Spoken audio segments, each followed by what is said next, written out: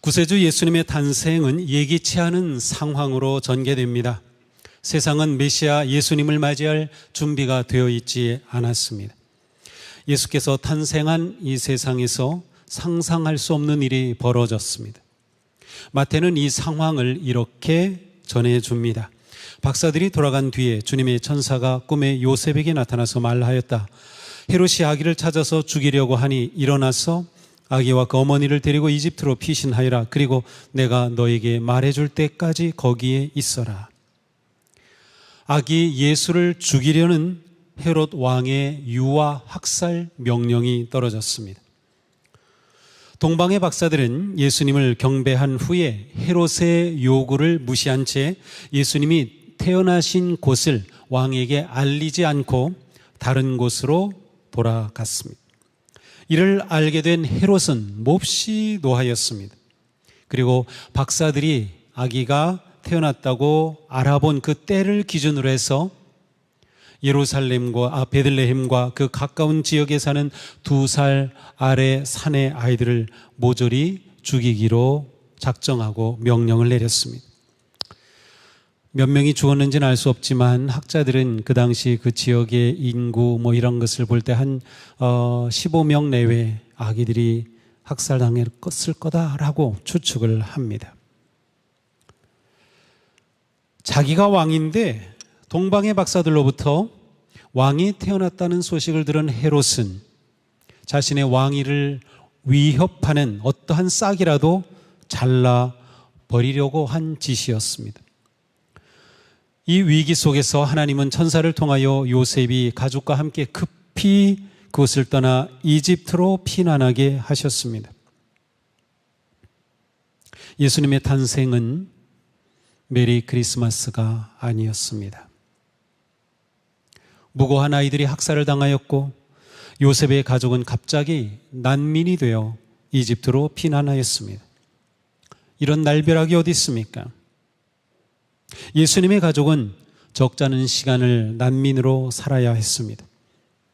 하나님의 아들 아기 예수가 태어난 거룩한 가족이 할 수 있는 일이라곤 이 위기 속에서 그저 도망하고 숨는 것이 전부였습니다. 사륙당하는 베들레헴의 아기들과 통곡하는 어머니들을 뒤로 하고 도망쳐야 하는 아기 예수를 보며 그가 온 세상을 구원할 구세주, 평화의 왕이라고 생각할 사람은 없었습니다.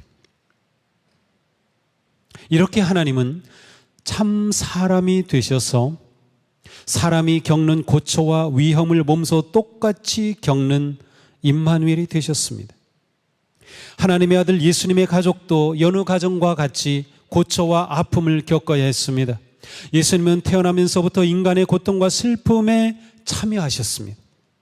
이렇게까지 하나님은 우리와 함께 하기를 원하셨습니다. 히브리서는 예수께서 이렇게 고난받으신 것은 죄와 죽음의 종로들하는 사람들을 해방하시기 위함이었다고 말씀합니다. 예수님은 우리와 같아지셨습니다.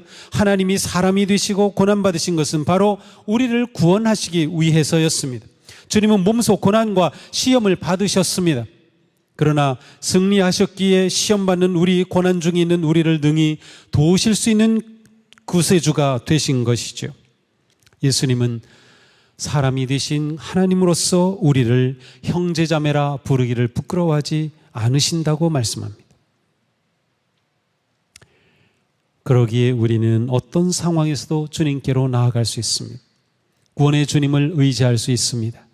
이사야 예언자는 주님의 고난과 구원을 이렇게 선포하였습니다.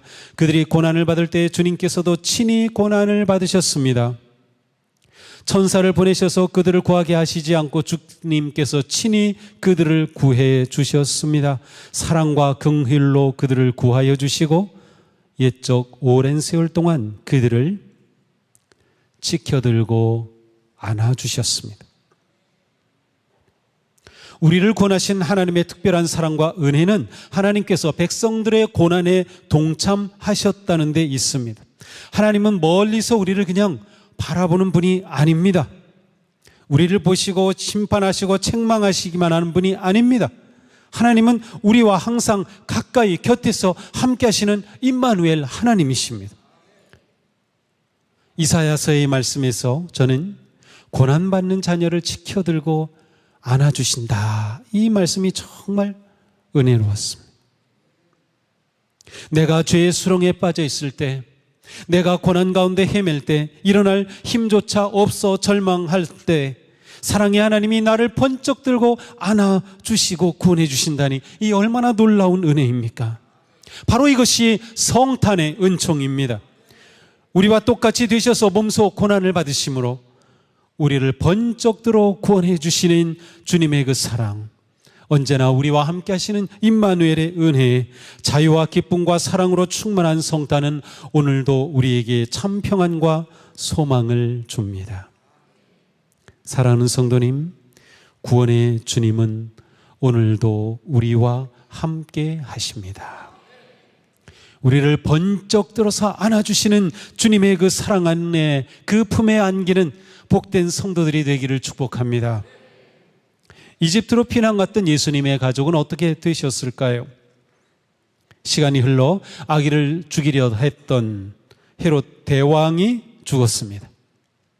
그때 주님의 사자가 요셉에게 나타나 헤롯이 죽었으니 가족을 데리고 이스라엘로 돌아가라고 합니다. 그러나 헤롯이 죽은 것으로 상황이 끝나지 않았습니다. 헤롯이 죽자 로마 제국은 유대 지역을 헤롯의 세 아들에게 각각 나누어 줌으로 이들이 분봉왕이 되었습니다. 민중의 지지를 얻지 못한 큰아들 아켈라오는 아버지의 통치 지역을 모두 물려받지 못했어요. 그래서 유대, 사마리아, 이두메아 지역을 받아 통치하였습니다. 아켈라오는 아버지와 똑같이 아주 포악한 왕이었습니다. 꿈에 돌아가라라는 지시를 받았지만 요셉은 아켈라오가 다스리는 지역으로 가기를 두려워했다라고 성경이 말하고 있어요. 이 아켈라오는 포악한 왕이었기 때문이에요. 하지만 하나님은 요셉을 아켈라오가 다스리는 지역이 아닌 다른 지역으로 보내시죠.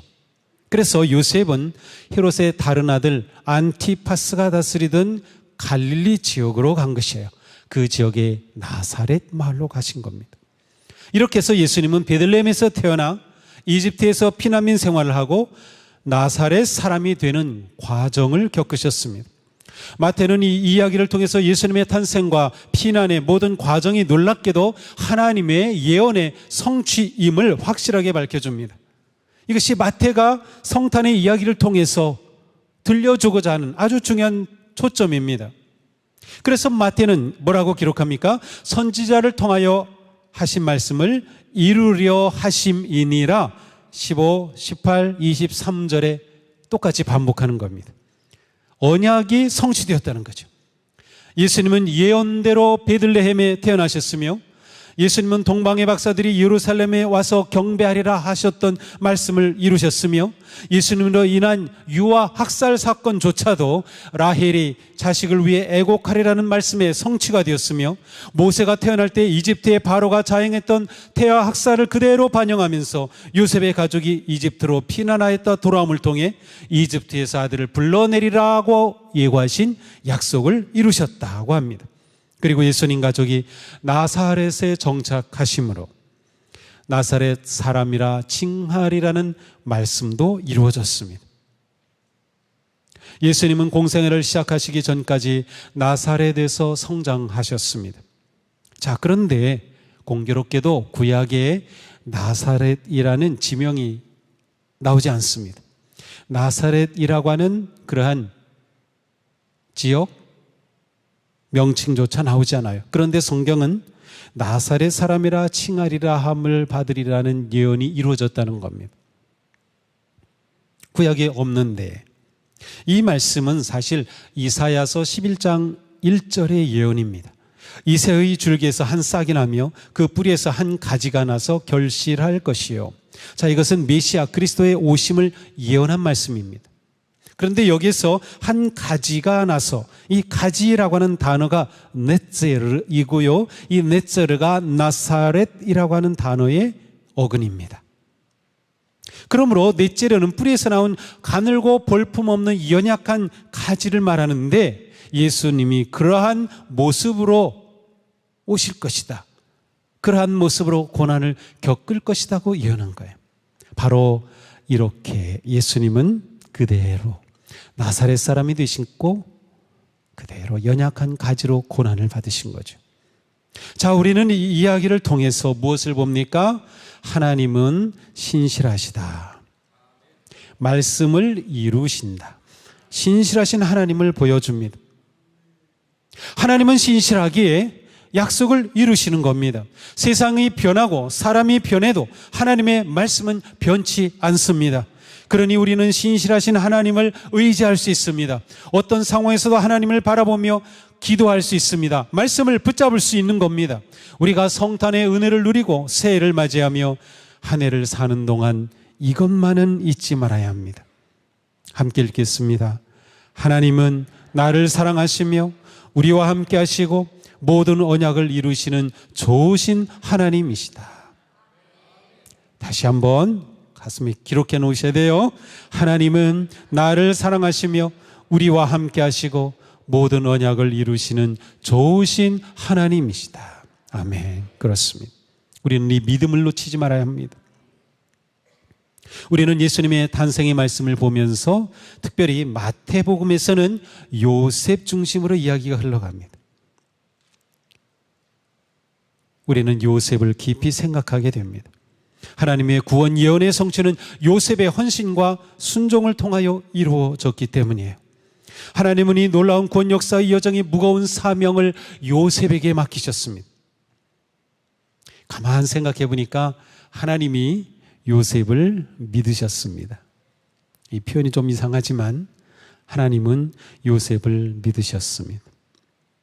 하나님은 우리를 믿으실까요?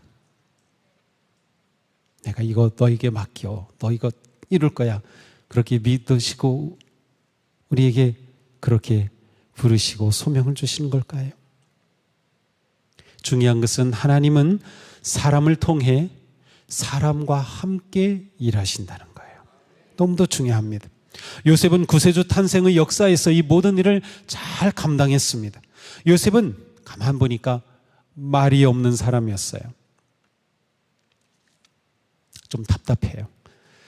왜냐하면 이 마태복음 쭉 읽어보세요. 요셉이 무슨 말 했는지 한번 찾아보세요. 요셉은 나오는데 요셉이 한 말 없어요. 약혼녀가 아기를 가졌다는 그 엄청난 소식을 들었을 때도 요셉은 한마디도 안 했어요. 예수님 데리고 피난해야 된다라는 급박한 말씀을 들었을 때도 요셉은 한마디도 대꾸하지도 않았어요. 아무 말이 없어요. 마태복음에 요셉이 한 말이 없어요. 하나님께 대꾸하지도 대항하지도 묻지도 않아요. 도대체 요셉. 자, 요셉은 말을 하지 않았다. 이것은 성경적으로 보면 요셉은 예언자가 아니란 뜻이에요. 예언자는 말을 합니다. 하나님의 말씀을 선포하는 거예요. 이것이 하나님의 뜻이다 선포해요. 근데 요셉은 말을 안 해요. 다시 말하면 하나님 역사의 이 구원의 역사에서 그리스도 탄생의 역사에서 그는 주인공이 아니었다라는 것이에요. 그러면 주인공은 누구예요? 말하는 그분이 주인공이에요. 누가 말씀하셔요? 하나님이. 이 구원의 역사의 주인공은 하나님이신 거예요. 오직 하나님만 말씀하고 계셔요. 하나님만 천사를 통하여 계속 말씀하고 계셔요. 요셉은 단지 묵묵하게 천사의 지시와 인도하심을 따르고 있습니다. 예수님의 탄생과 성장은 요셉의 겸손한 결단과 헌신과 순종을 통하여 성취된 것이에요. 요셉은 조금도 어긋남 없이 모든 말씀에 온전히 순종했습니다. 마태는 요셉의 순종을 정확하게 기록하였어요. 자, 보시면 천사가 뭐라고 말합니까? 13절에 일어나 아기와 그의 어머니를 데리고 애굽으로 피하여 거기 있으라. 14절 15절에 요셉은 어떻게 해요? 일어나서 아기와 어머니를 데리고 애굽으로 떠나가 거기 있었습니다. 의도적으로 마태는 이렇게 같은 단어를 반복적으로 기록하고 있는 거예요. 자, 20절 22절 볼까요? 천사가 말하죠. 일어나 아기와 어머니를 데리고 이스라엘 땅으로 가라. 요셉은 일어나 아기와 그의 어머니를 데리고 이스라엘 땅으로 들어가니라. 마찬가지죠. 이걸 보면서 저는 요셉 진짜 멋진 남자야. 이렇게 멋진 남자라고? 저는 깜짝 놀랐습니다. 이렇게 신실하고 듬직한 남자를 세상 어디서 찾아볼 수 있을까? 그러면서 한편 제가 위로를 얻었어요. 제가 말이 없잖아요. 요셉이 워낙 말이 없어요. 그래서 좀 답답했는데, 여러분들이 제가 좀 답답하겠지만, 말이 없는 남자 괜찮아요. 세상의 눈으로 보면 어떻게 보면 남편으로 아버지로 부족해 보일지도 모릅니다. 그러나 하나님은 그런 요셉을 택하셨고 자기 주장과 자기 방식을 내려놓은 요셉은 오히려 하나님 구원의 역사의 최고의 동역자가 되었습니다. 요셉은 일어나는 모든 일에 대해 수동적이었지만 순종적이었습니다. 자기의 생각과 뜻과 주장이 없었던 것이 아니라 그것들을 내려놓은 거죠. 이것이 하나님의 뜻을 이루는 성도의 모습입니다. 예수님을 믿고 따르는 성도는 언제나 주님의 뜻에 자신의 모든 것을 내려놓습니다. 자기의 주장, 자기 뜻, 자기 생각, 자기 방식보다 하나님의 말씀을 앞세웁니다. 언제나 하나님의 말씀에 예할 뿐입니다. 순종은 성도가 하나님의 뜻을 이루며 승리하는 최선의 방식입니다. 순종은 수동적으로 보이지만 하나님의 부르심에 대한 가장 능동적인 반응입니다. 요셉은 순종으로 하나님의 구원 역사를 이룬 최고의 사역자가 되었습니다.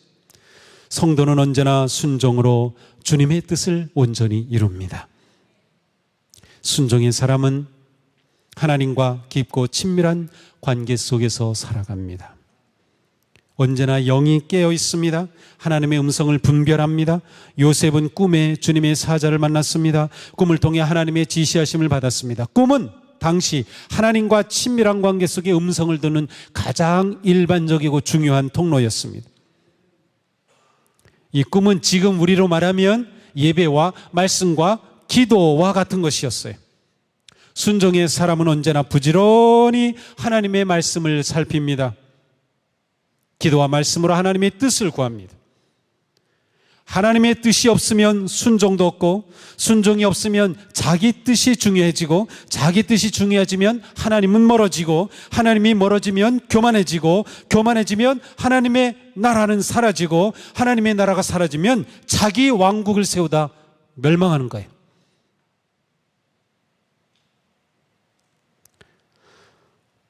순종이 승리하는 삶의 시작입니다. 그리고 완성입니다. 지나온 한 해 하나님과의 관계 어떠셨습니까? 지금 하나님과의 관계는 어떻습니까? 예수님의 탄생은 우리와 친밀한 사랑과 믿음의 관계를 맺고 우리와 함께 하시려는 하나님의 사랑의 프로포즈입니다. 성탄의 은혜를 누리는 우리는 하나님의 손을 꼭 잡고 하나님의 그 사랑의 프로포즈를 내 것으로 받고 하나님과 깊고 친밀한 사랑의 관계를 깊이 건강하게 세워가야 합니다. 하나님과 친밀해지면 하나님의 음성이 들립니다. 하나님의 음성이 들리면 우리는 생명과 구원의 길을 볼 수 있습니다. 하나님만 믿고 의지하며 그 길을 걷는 복된 성도가 되기를 축복합니다. 하나님은 우리를 사랑하시고 우리는 하나님께 순종함으로 거룩한 역사를 이루며 하나님의 나라를 세워가는 복된 새해를 맞이하기를 축복합니다. 복된 성도는 하나님과의 관계를 가장 중요하게 여깁니다. 하나님을 가까이 하고 목자의 음성을 듣는 일에 힘쓰십시오. 올해의 마지막 예배 드리는 이 시간, 새해를 맞으며 예배와 기도, 말씀과 사역, 선한 삶에 헌신하는 시간이 되기를 바랍니다. 어떤 상황에서도 하나님을 예배하고 하나님과 데이트하는 시간을 놓치지 마십시오. 하나님과의 관계가 회복되고 순종의 삶이 회복되기를 축복합니다. 긍휼하신 사랑의 하나님이 우리와 함께 하십니다. 우리를 안아주시고 구원해 주시는 주님이 우리와 영원히 함께 하십니다. 어제도 오늘도 내일도 변함없는 하나님의 신실하신 사랑이 우리와 함께 하십니다. 새해는 더욱 주님을 구하며 하나님을 사랑하며 예배할 때 우리는 더욱 기쁨으로 순종하고 그 순종의 길에 하나님께서 놀라운 승리의 기쁨을 주실 줄로 믿습니다. 두려워하지 마십시오. 주님께서 열어주시는 희망찬 새해, 복된 새해를 두 팔 벌려 주님의 사랑과 함께 맞이하는 그러한 복된 성도들이 되기를 주님의 이름으로 축복합니다. 기도합시다.